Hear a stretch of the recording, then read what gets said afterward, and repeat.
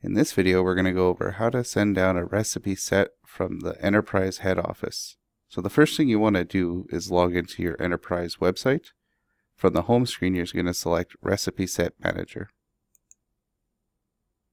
You're going to select New Recipe Set.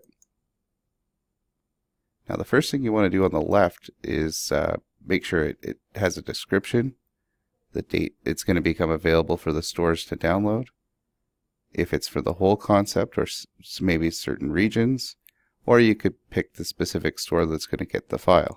So we'll select Store 1. Now on the right side you'll see all your items, preps, and products. So you could either select and click Add, or you could select multiple by holding down the Shift and dragging. Once the file's made, you could click Save,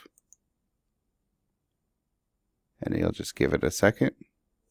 We'll just refresh, and you'll see it's available.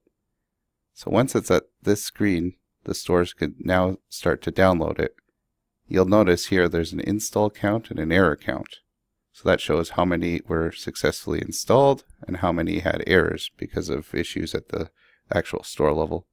If you notice any errors or you have any questions, please call our support line at 1-888-798-5555.